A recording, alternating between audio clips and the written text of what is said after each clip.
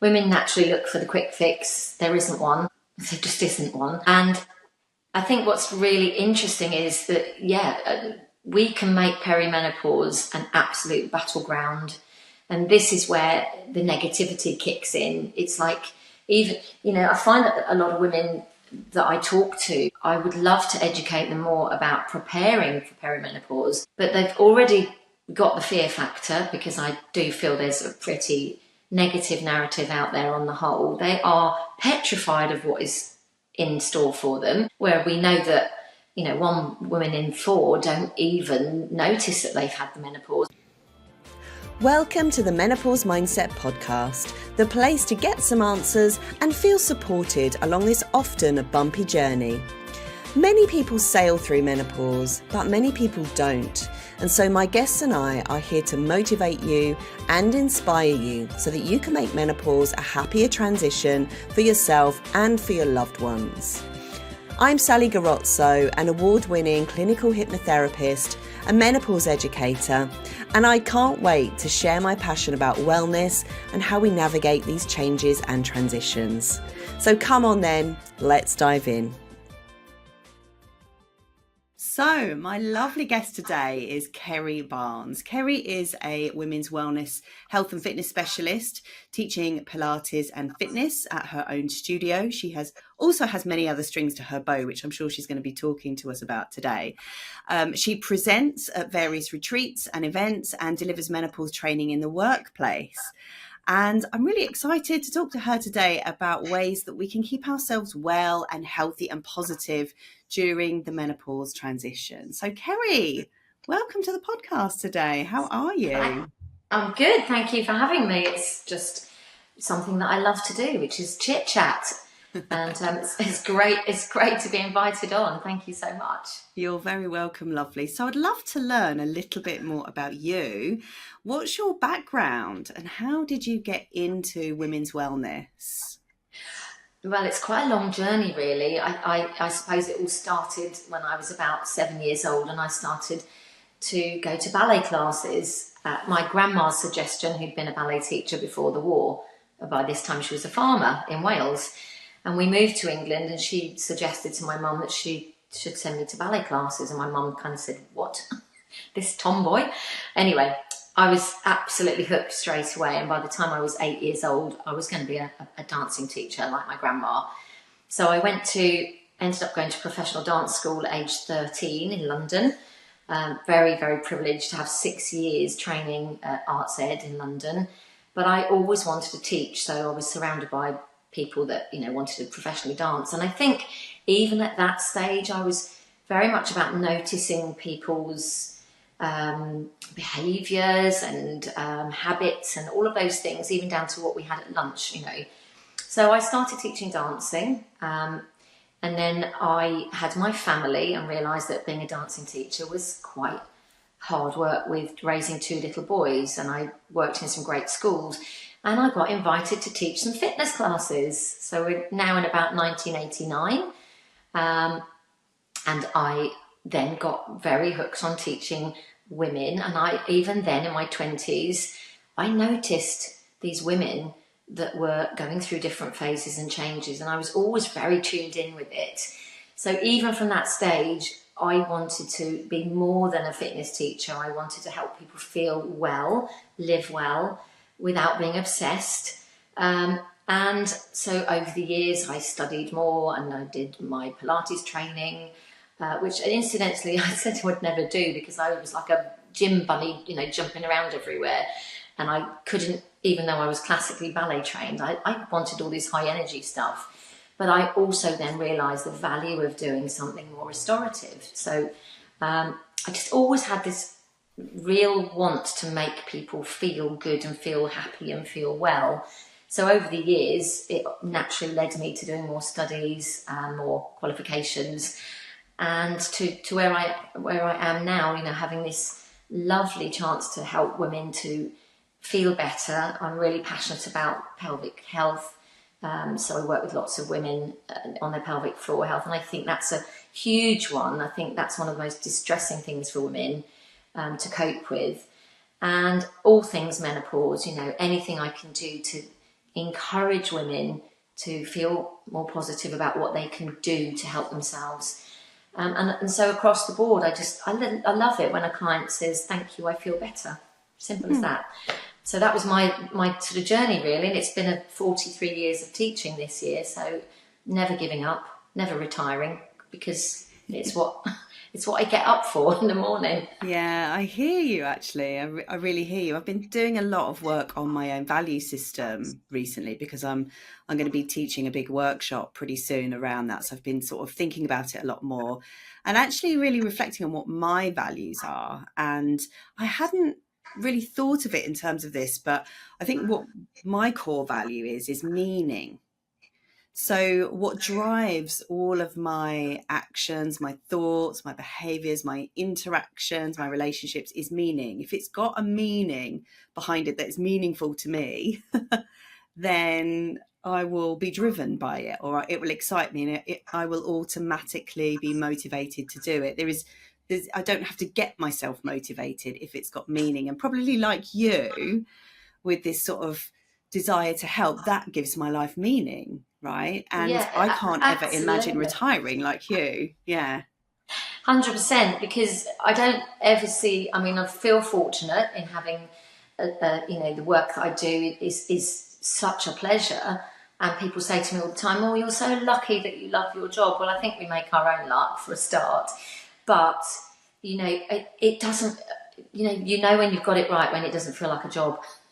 It feels like a pleasure, and because the rewards are so large when you do something like this, and as you say, the meaning to what you do, if there is a great meaning, it just makes life so lovely that you can have a job that gives you that. And don't get me wrong, my hours are quite antisocial, always have been. I work a lot of hours running a business as well, but I wouldn't change it, because it just means too much to me. Mm-hmm. Yeah, that makes sense. So what are some of the challenges that people come to you with? Well, across the board, it's often the first thing, maybe not so much now, but certainly in the past, I want to lose weight is, a classic. And I often think, okay, I'm going to leave them with that thought.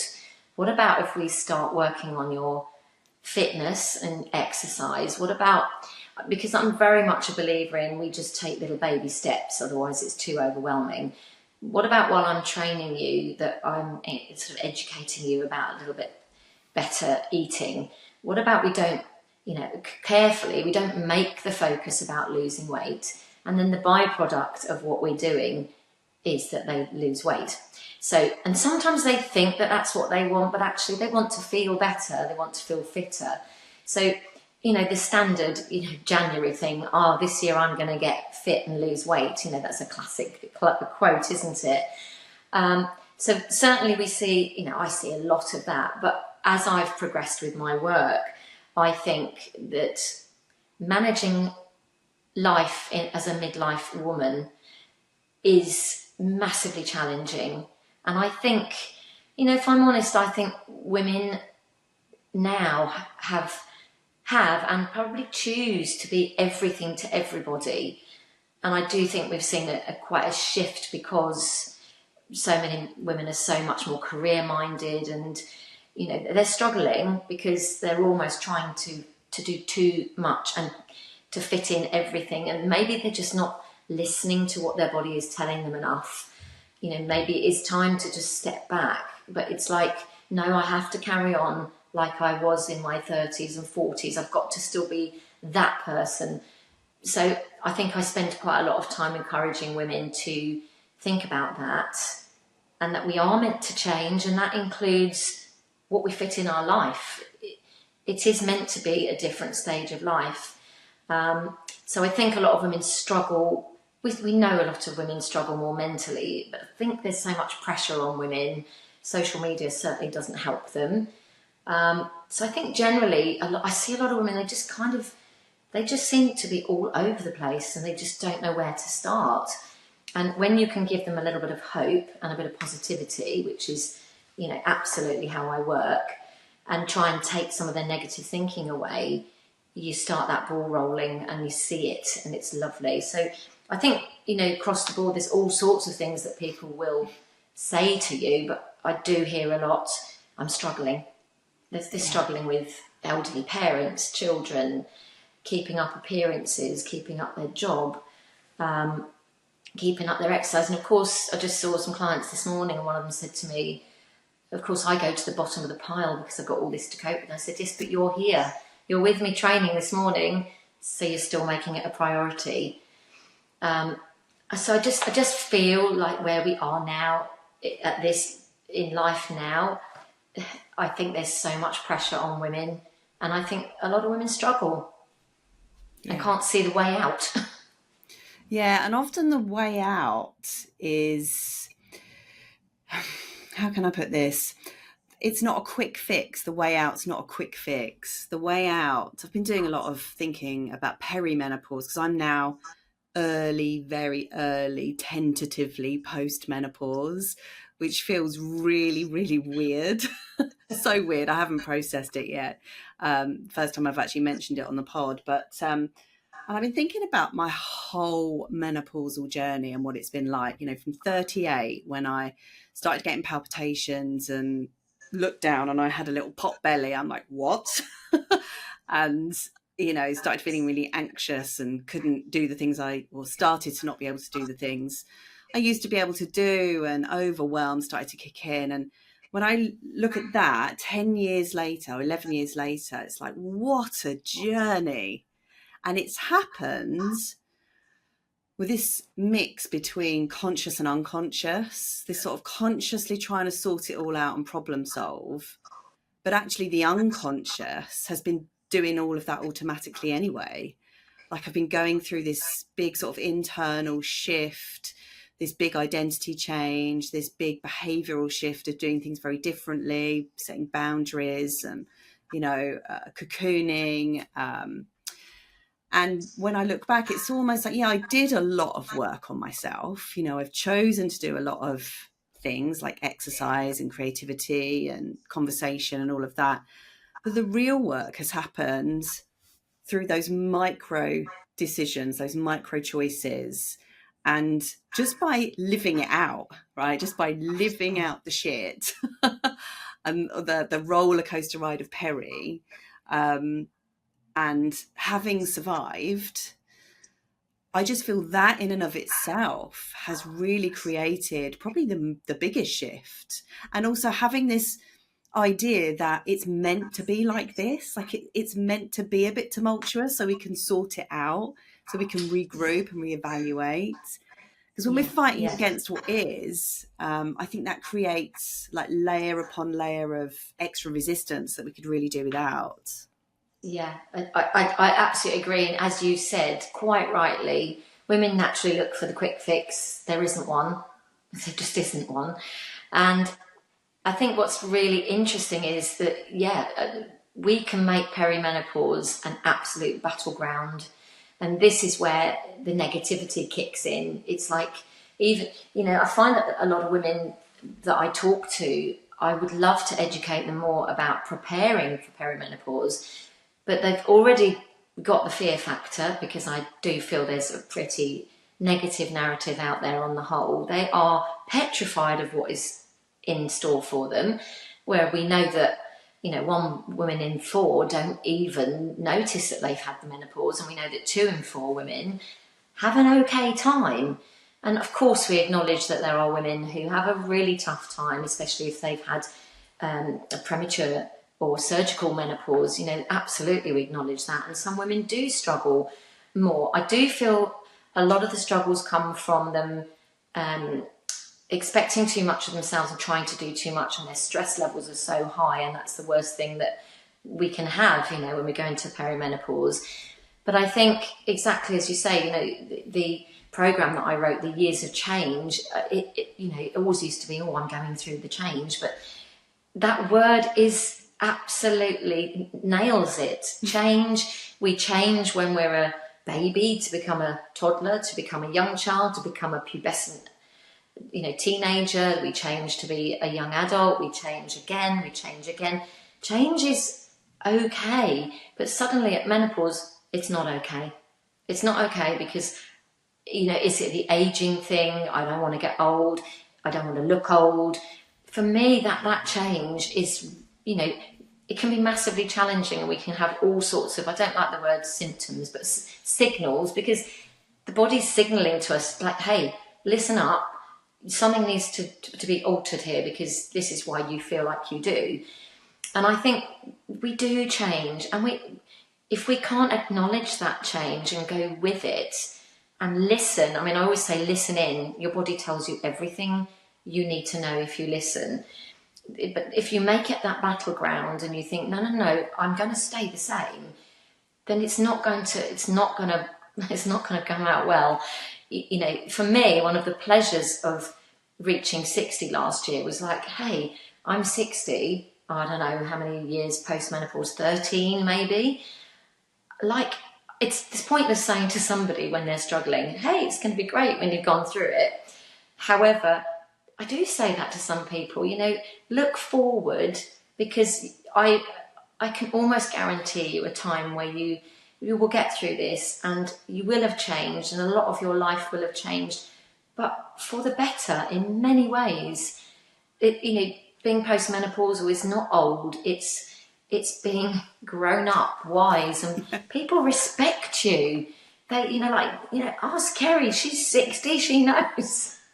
I love that. We mustn't fear this stage of life. Yeah, it's crap sometimes in perimenopause. I can't say that I had a terrible time, but I didn't have a great time, and I wish I knew everything that I knew now, because I think I might have implemented a few more strategies, which is why I love to help other people. But when you do come out the other side, like the clouds clear, and you think, this is a nice place, actually. I quite like it here. Yeah. Yes, I'm older. Yes, I've got a few more grey hairs. Like, are people judging me on my looks? No, not anymore. That's one of the pleasures of being older. That is right, actually. Yeah, it's true. Because I guess the societal expectation is, well, she's old. It doesn't matter what she looks like. Great. I'm so glad you said that. I can get away with murder now. Even though I have to stand in front of classes and look, decent. Yeah. I'm not like, Barbie model type, which actually I think is why people relate to me quite well. I'm, now under 5 foot, one of the smallest people on the planet.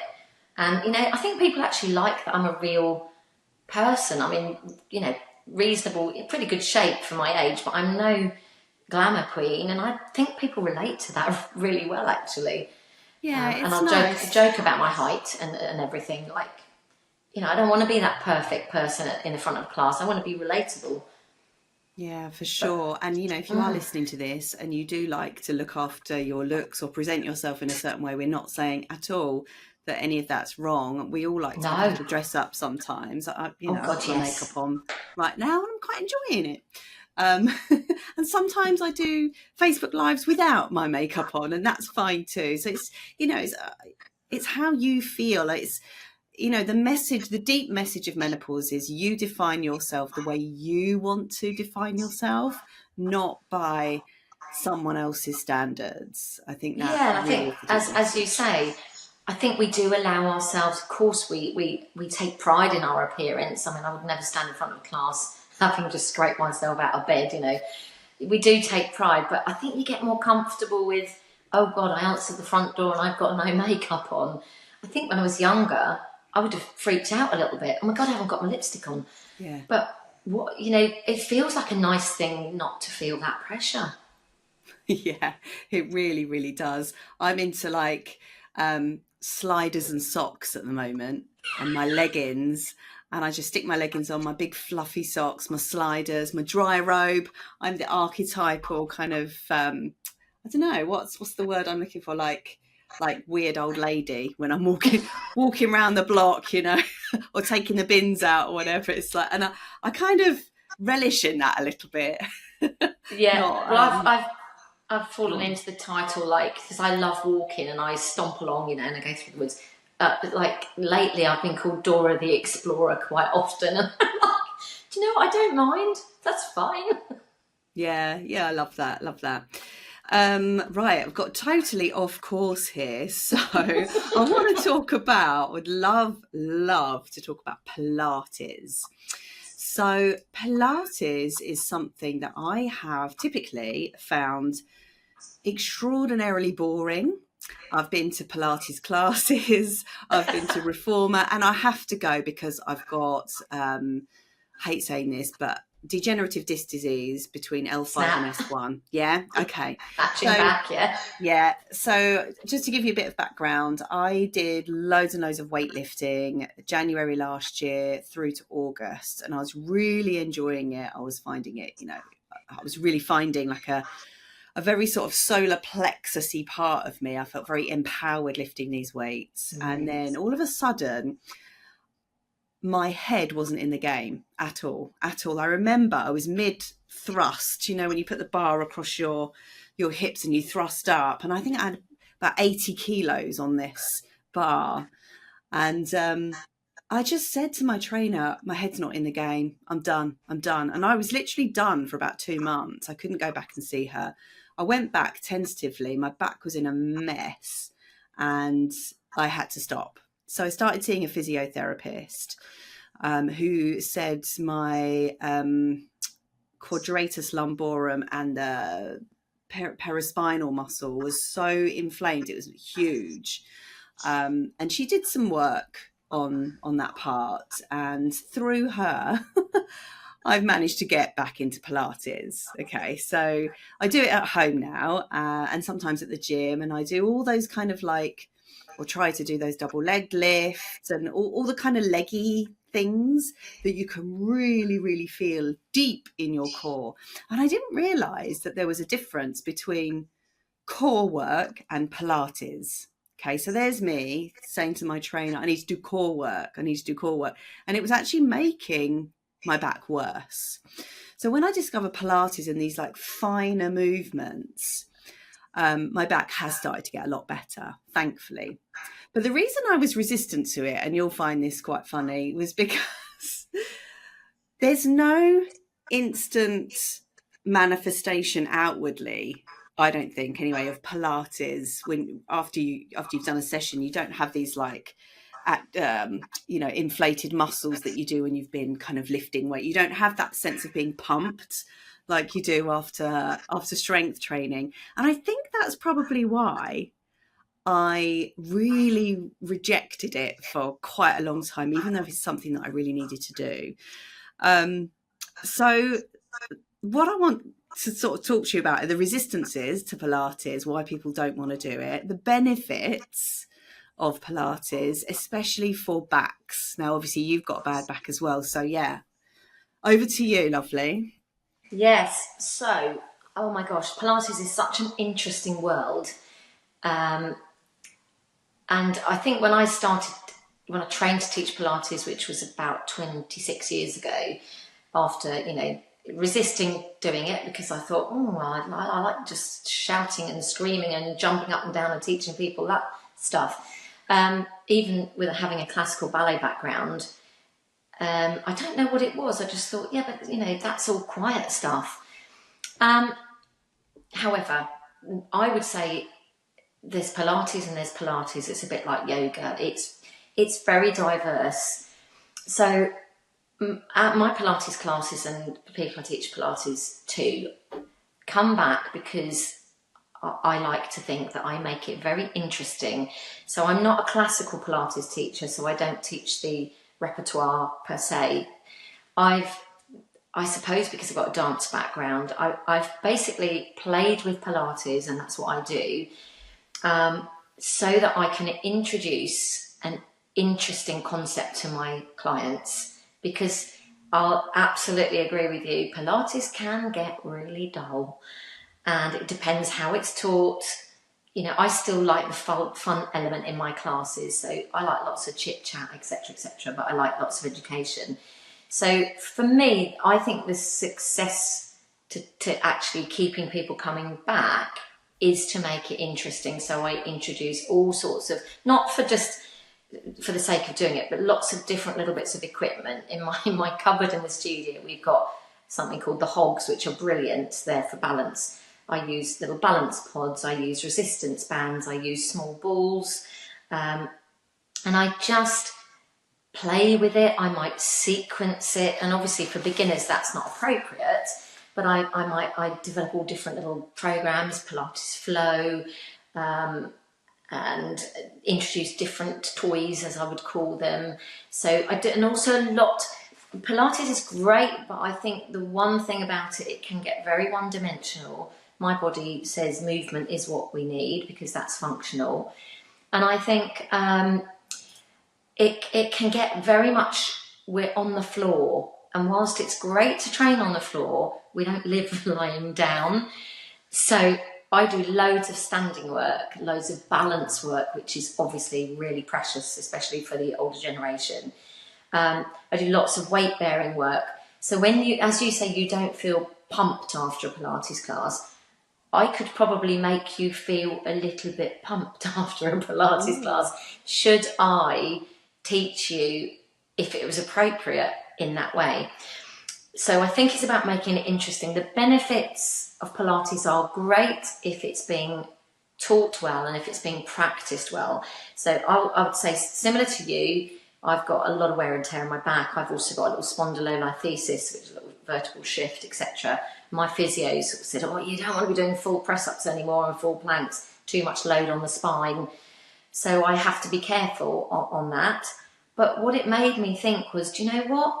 There's no need to do that high level. There's no need to do the advanced Pilates exercises, because like if I practice Pilates, the more advanced I make it, the more it irritates my back. So although Pilates is very good for your back, it's only if it's appropriate to your back. And again, with teaching, I need to be able to work with everybody's body, and it is experience and time, so that I know how to modify things and change things and make things the best I can for people. And if they want to feel like they've worked in a class, okay, get the bands out and make sure their upper body works really hard, because that's fine for their back.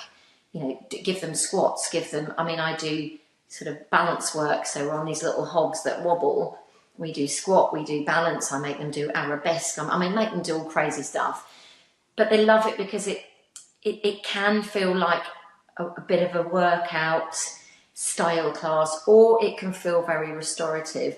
And whatever I teach, I always finish it with a relaxation, so that they have that reward at the end, and it just calms everything down. But there's no doubt that people learn about their body, because when you're doing things slowly and exercise-wise, you can listen to your body better. So I always say everybody should do Pilates, but there is Pilates and there's Pilates and there's Pilates. So I think it's about finding the right Pilates and the right teacher for you, and making sure that you're not going to do a class which is just exactly the same every time you go. Yeah. Makes perfect sense what you've said. Something that I have found extremely motivating, which got me back into Pilates, was the education piece, and my physio actually educating me around Pilates and why it was important, and why doing those big back exercises, those extra like 70-80 kilo deadlifts, were really activating the sympathetic nervous system. So she basically said to me that, because it was so indicative, at the time I started to go and see her, my anxiety was through the roof.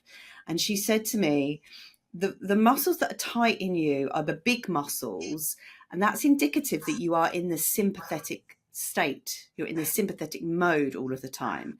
So I was like, oh, okay, so big muscles equal sympathetic state, and the little muscles equal the parasympathetic state. So if you've got weak or untrained, like muscles that sort of protect the joints, that stabilize the joints, that means you're not in your parasympathetic enough, because those are weak. Like you're in the kind of big, bulky muscles.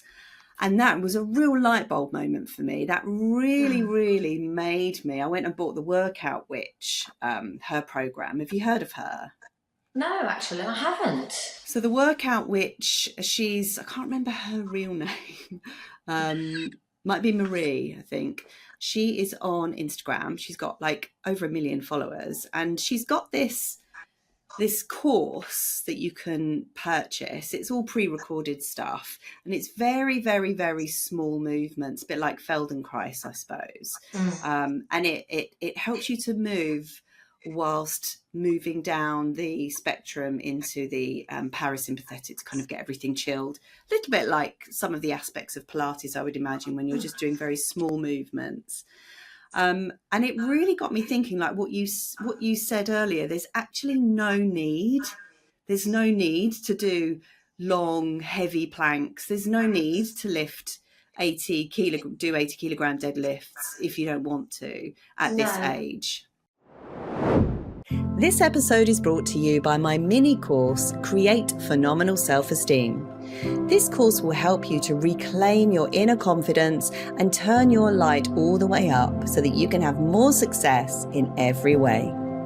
Did you know that you can have phenomenal high self-esteem and be a nice person?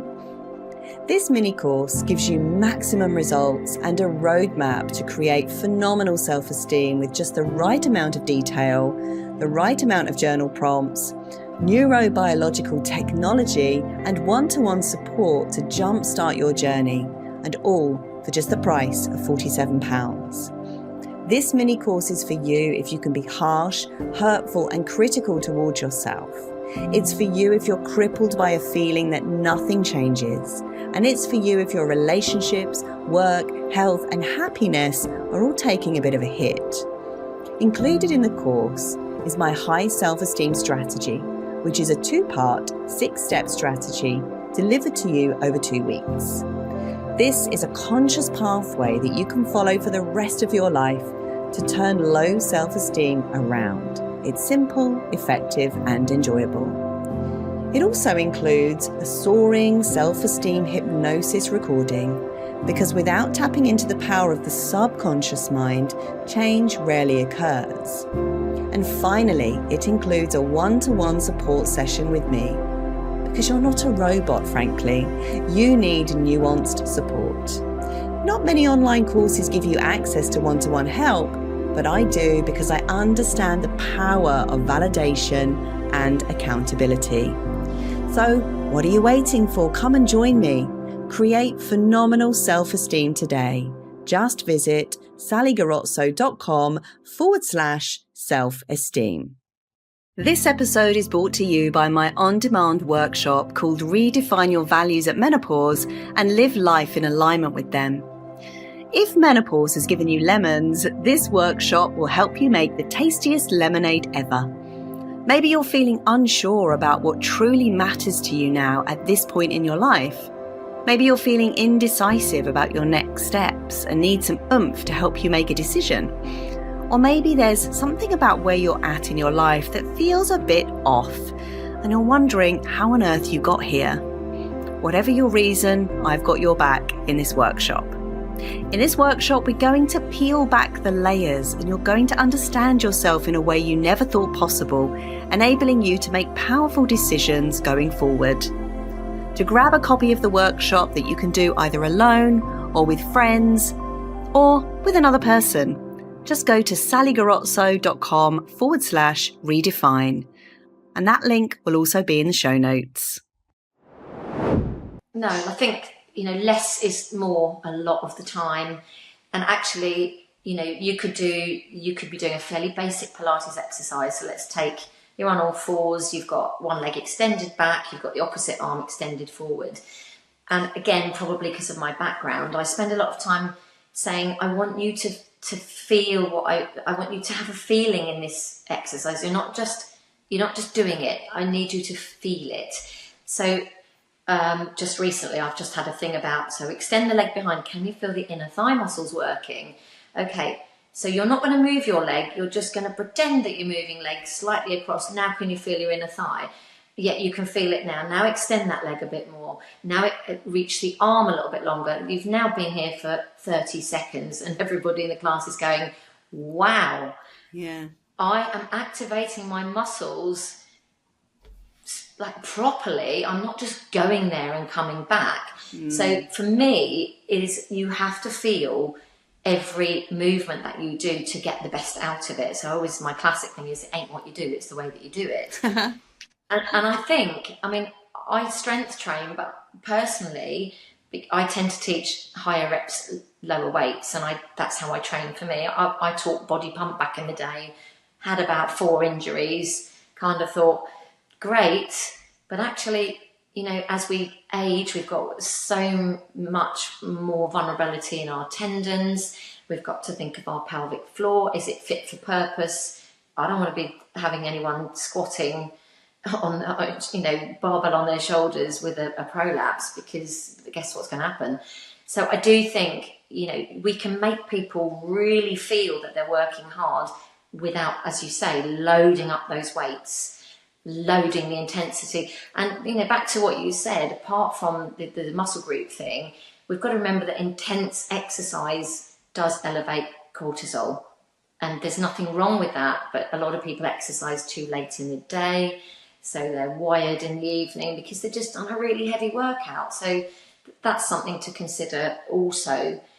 And I know for most women, what they'll do is they'll say, I've only got a certain amount of time to exercise. I don't have any time to do relaxation and breathing. I go, we'll do Pilates then, because that ticks your box. Okay. Or just go for a walk. Because it's great if you can kill 2 birds with 1 stone. You haven't got time to do breathing practice. Well, we breathe lots in Pilates, you know, so, and as I say, I will always teach a relaxation, even if it's 5 minutes at the end, to just calm everybody down. So I think it's our perception here. You know, if we're told that heavy weight training is what we should be doing, you know, women are vulnerable, aren't they? They'll listen to whoever shouts loudest at them. There's nothing wrong with heavy weight training if you're fit for purpose. Yeah. But I do think sometimes, you know, maybe it's not the best thing for us midlife women to be, you know, our bodies are vulnerable. So, like, why chance anything? Why put your body at risk if you don't need to? You know, get in a Pilates class or a workout class where the teacher's kind of saying, now feel it. I mean, I have like 3 voices. I have the really one, the Pilates one, and then the really relaxation voice. You know, it's motivation, isn't it? Which is what I kind of pride myself on, is that I am often told my motivational skills are high, and it doesn't matter what I teach. You motivated me to do it. But I think part of that is saying, come on, you know, positive thinking. You can feel that. Doesn't that feel great? How do you feel? Don't we feel great? That is what women want to hear, isn't it? Not like, hey, you're doing that wrong. Absolutely. Not good. Yeah. And something that I just wanted to double down on was this idea of flinging yourself around. I've got a helicopter going above right now. I think hopefully it's going to be gone soon, but if you can hear it in the background, that's what it is. I can't. So flinging yourself. So I recognise this, you know, my husband yesterday, I said to him, babe, slow down. Like, he just throws his body and like everything's banging and quick, and like I'm like, whoa.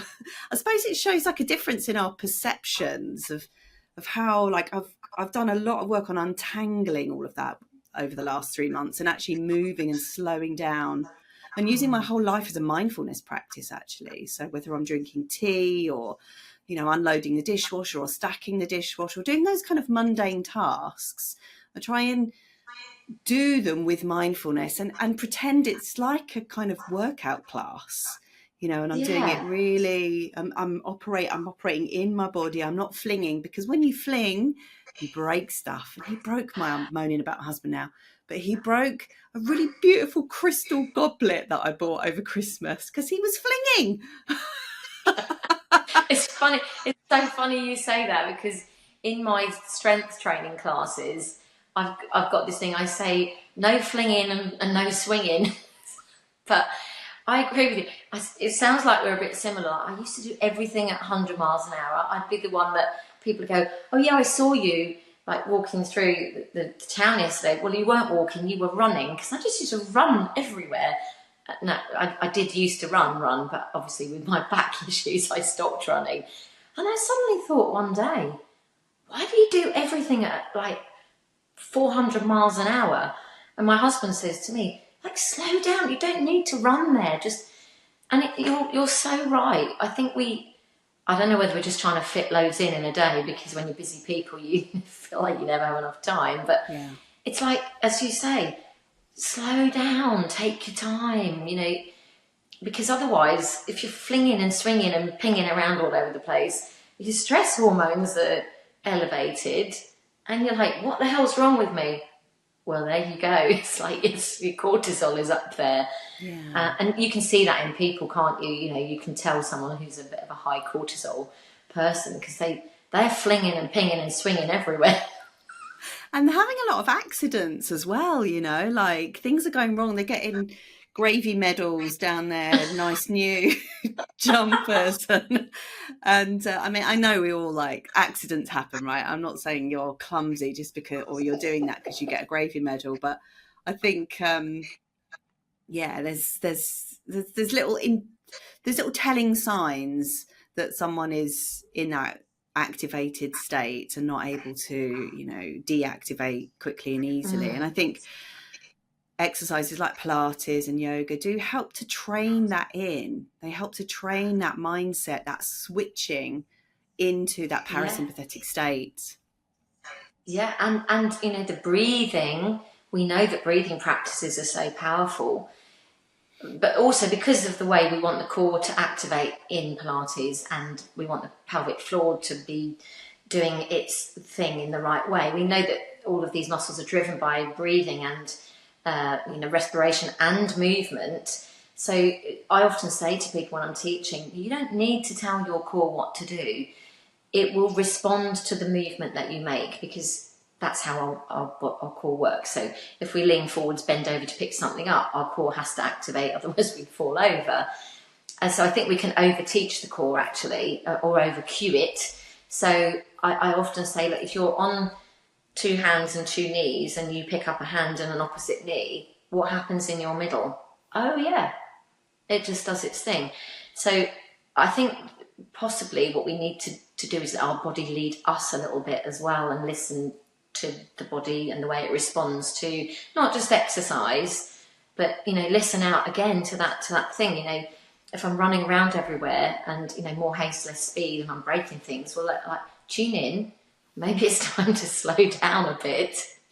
And I think maybe we see things differently as we age, because we think, I should be able to do all of that. I should be able to fit this in. I should be able to do this. I haven't achieved everything I want to achieve today. Why is that? Well, actually, you've just set yourself too much to do. And so you've run around like a lunatic.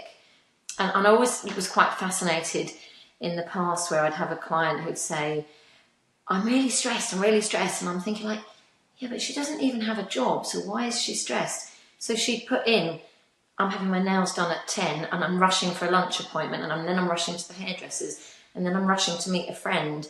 All like, things that we'd say, great, what a lovely life.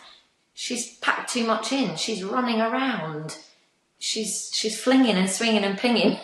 Yeah. And she's stressed. So she hasn't got any real external stressors.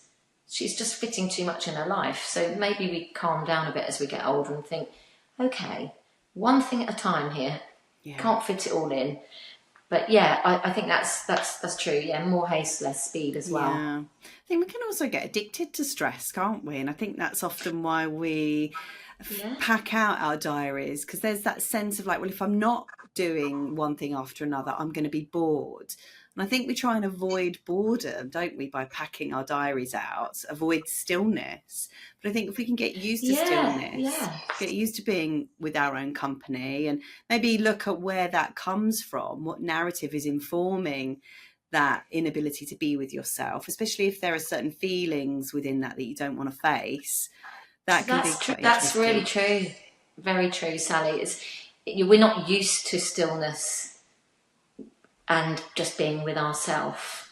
I think when I was younger, I always wanted to be with people all the time, and now I can't wait to be on my own sometimes.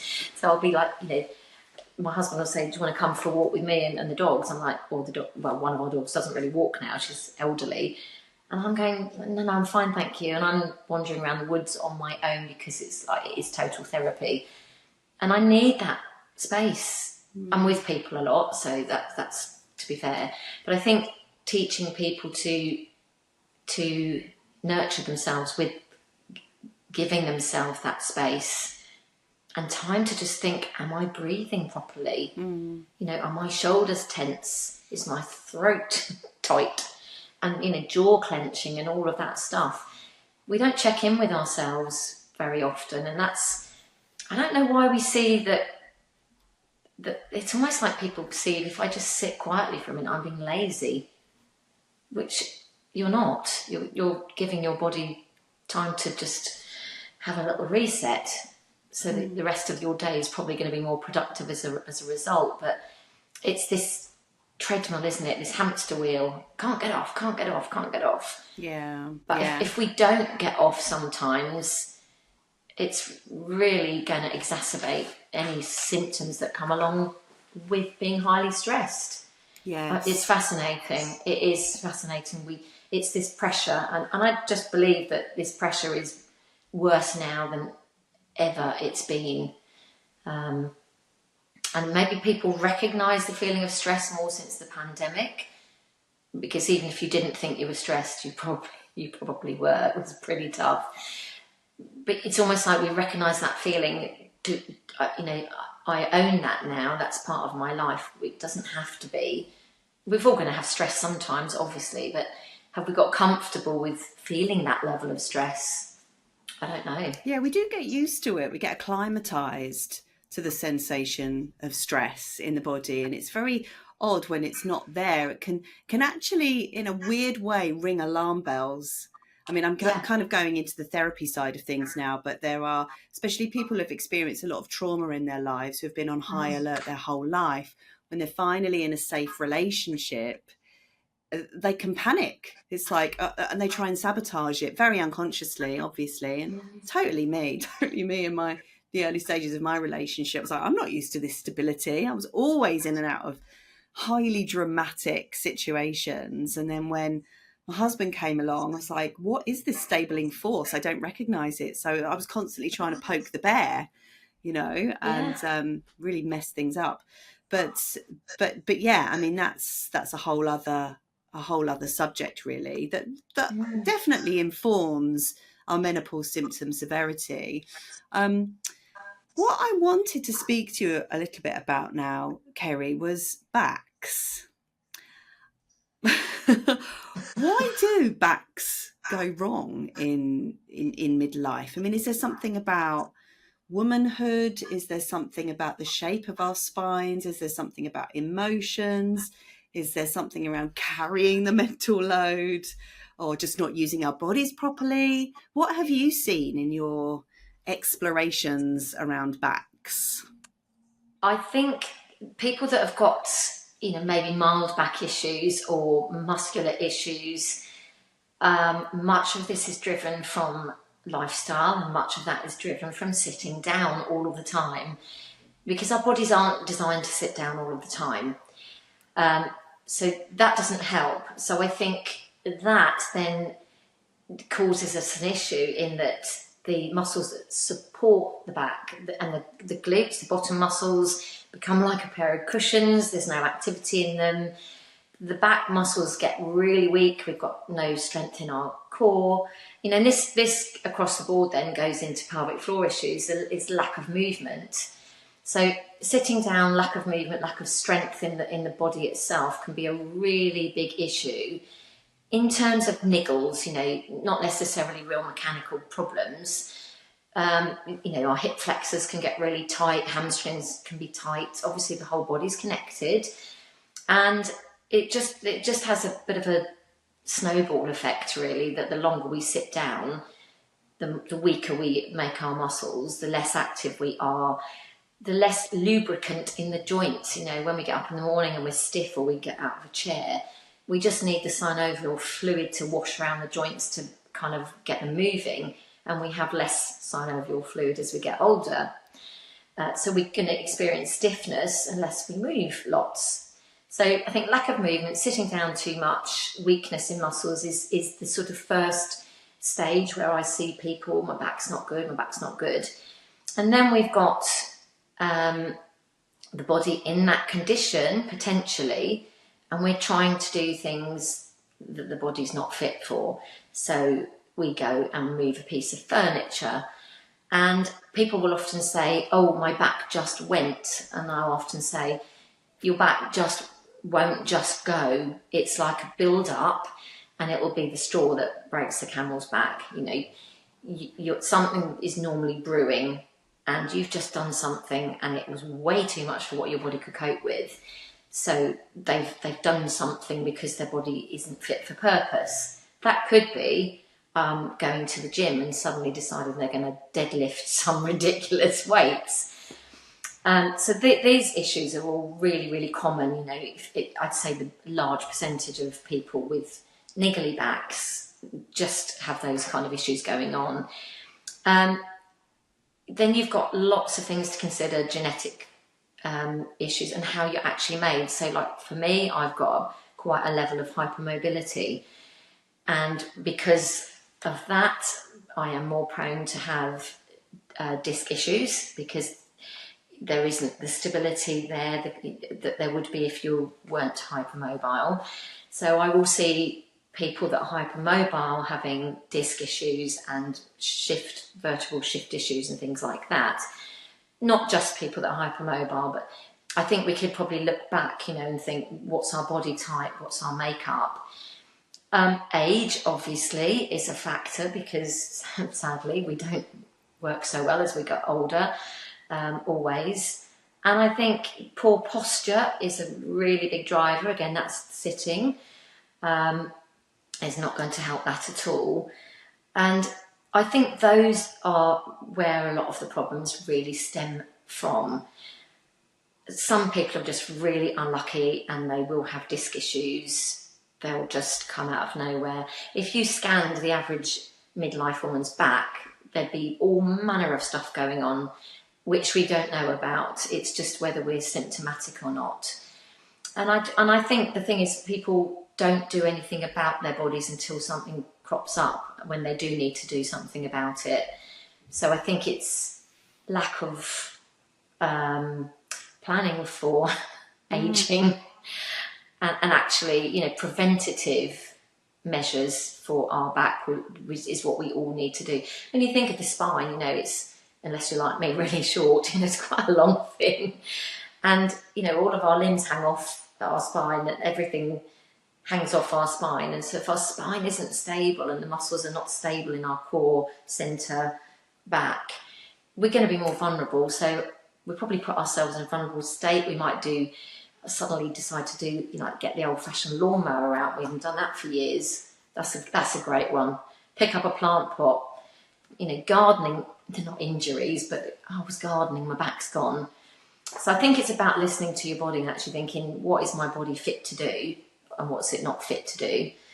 But yeah, I think ultimately poor posture, sitting, deconditioned bodies, along with a bit of ageing, is probably the most common stuff going on there. And then the unlucky people, something mechanical, or they've just done way too much for what their back can cope with.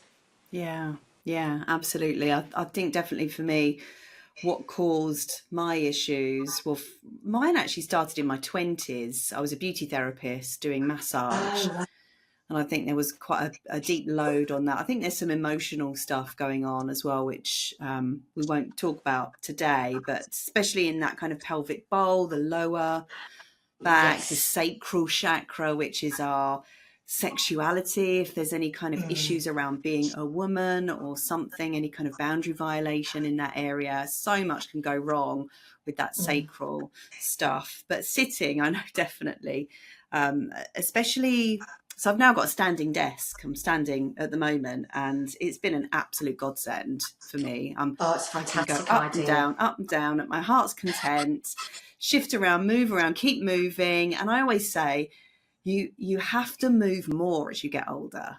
Move more, even if it's small movements, pottering around. Yeah, movement is medicine. Absolutely. Movement is improvement. Movement is everything. And, I know that if I don't move very much, that's when I get up and think, ooh. Yeah. When I'm, the first thing I do in the morning is go for a walk, because that makes my back feel better, because it's stiff in the mornings or whatever. But I think as well, what's really important, and I've found this quite difficult, the sort of changes to your body as you age. When your body's been pretty highly tuned and it's been good, it's quite difficult to accept those changes. But then I think we have to accept them. We have to accept there's other ways to do things, and we have to accept that there's only one person that can look after this body, and it's you. And I think it's very difficult if you feel like, no, I've got to be doing, whatever is the latest trend, etc. But I just think, accepting that your body is different forever is difficult. Yeah. But to be fair, I've managed my back really well over the last 10 years, and it's had its comings and goings, but I always feel really good when I think I've done the right things, I'm managing it well. You wouldn't know, if you watch me teaching or whatever. But it's such a pleasure to know that you've taken control. And I think what is really important message is when people say, oh, I've got this, it's going to be awful now forever. And I say, no, don't make that assumption. You can make things a lot better. You might not be saying goodbye to that condition, but you can make it better by, sit, stand, desk. I mean, the amount of people that I recommend to do that, and they go, oh yeah, this has really made a difference. Yeah. But it's lifestyle changes, isn't it? Yeah, basically. Absolutely. Small things, tiny things can make such a big difference. Yeah. But yeah, we're not going to have the same body that we had, in the way that it looks, in the way that it feels. That's the bit we don't like so much. Yeah, there's definitely a sense of having to accept that change and having to lean into that. But there's also a sense of empowerment as well. Like, okay, I recognize that things are changing, but within that, what can I do to support myself? And then so sort of gentle investigation around what the solutions might be. Education is so powerful. We're living in the information age. Brilliant, but nothing replaces actually going to see someone, because that information really lands more when you're in the room with someone. I think it's a lot more visceral when you are in the room with someone, with a practitioner like yourself. Absolutely. And I think, nobody wants to hear the negatives. Oh dear, your back's really terrible. Gosh, what a shame. You're never going to be able to do X, Y, Z. What we want to hear is, okay, there's an issue there. It's not uncommon, but there's so much you can do. It's the same with menopause itself, isn't it? Perimenopause. It's not great, but there is so much that we can do. It doesn't always feel like that. We all have those times where we think, oh God, I'm really fed up about that. I can't even do that. I remember going through like, oh God, I can't even do that now. And that's another thing crossed off my list. But okay, so find something new to do. Yeah. Find another activity or another way of doing it. Actually, it's made my teaching so much better, because I've been able to understand more as I age what happens to other people's bodies. Is that if my body was still perfect, I probably still won't understand why my client Jane has got a bad back. It's like, what's the matter with you? I think it's good for me to have experienced everything that I've experienced, so that I can help other people more. There you go. That's another privilege of aging. You might not feel like it is, but actually you're learning. Every day's a school day. You're learning about what you might be experiencing is what other people might be experiencing, and that enables you to help them even more, and to be sympathetic, empathetic, and to give them hope. Because if people are not given hope and positivity, they're just going to give up. Yeah, I'm not going to exercise because everything hurts. Yeah, definitely. I feel like now I'm getting to that stage in my life where I can start to see how moving towards those wisdom years, those kind of elder woman years, are going to be really cool. I'm just getting getting a sense of that now. It's like, you think like in some parts of the world, how women are revered, aren't they? older, wiser, everybody goes to them because she knows it all. And I think there's something really nice about being in that position where people trust you more. Yeah. Because, she's been around the block a little bit. I could ask her. That's great.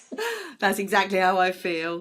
Ceri, it's been so lovely chatting to you. We're coming to the end of our conversation now. I feel really inspired, and I hope the listeners have been feeling inspired by you and your positivity and your wisdom, especially around Pilates and the back and how we can reframe our menopausal experience. So I'd love for you to share with our listeners how what have you got on offer? If people have been inspired by you, if they don't live near you, how can they work with you if they do live near you, things like that? Well, I'm fairly sort of scattered about in what I offer. I do have a program called The Years of Change, which it's kind of a written and recorded book, I suppose, almost. It's a website. So covers everything sort of holistically that you could do in terms of helping your menopause, lifestyle changes, everything to do with bone health, pelvic health, nutrition, exercise. So that there is that there. And I work with people one-to-one or group training or corporately in terms of menopause. My studio offers classes. I offer one-to-ones. I do consultations with people for whatever it is. I spend a lot of time in the supermarket chatting to people, actually, as well. But I've also got a platform called Workout Angel, which is a massive library of workouts that you can do at home, and Pilates and stretching and bar type things, all sorts of stuff. And then I've got another website, which is Ceri Barnes Wellness. So I'm kind of put everything under a big umbrella recently with a new website called Ceri.life. So you can go there and you can say, which piece of Ceri do I want? So, and I do offer virtual sessions as well, one-to-one sessions. So I'm kind of available for lots of different things, really. Anything wellness, fitness, Pilates related. I'm pretty passionate about the pelvic floor exercise and health side of things as well. I feel like I love making a difference. So yeah, I am reachable in slightly different forms and different avenues. Amazing. And it's Ceri with a C. It's Ceri, isn't it? Is that the Welsh way of?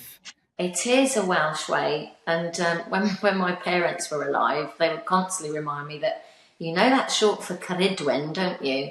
Yes, but you didn't christen me that, so I am not Ceridwen. Sounds a bit much. Yeah, so it is. But I've spent my whole life being called Ceri, Cerise, Cherry. But yeah, it's Ceri. I did wonder if it was Ceri. And then when you said Ceri, I was like, okay, it's Ceri. I know. Do you know, I should just spell it Kerry and everybody would know how you pronounce it then. Oh, but yeah, no. It's a Welsh Ceri. Love it. Listen, thank you so much for sharing this hour with us. It's been amazing. Pleasure.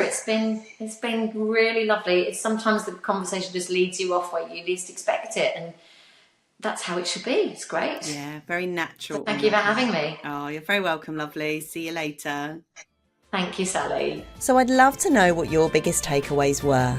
Be sure to leave a comment below and subscribe, like and share. Just so you know, not all podcasts are uploaded here. So if you want the full array of episodes, head on over to Spotify or Apple and search The Menopause Mindset. You also might like to come and find me on Instagram, Facebook, LinkedIn or TikTok.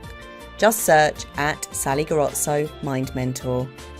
All right, folks, thank you so much for your support and attention. It means the world. Have a great week and I'll see you next time. Bye for now.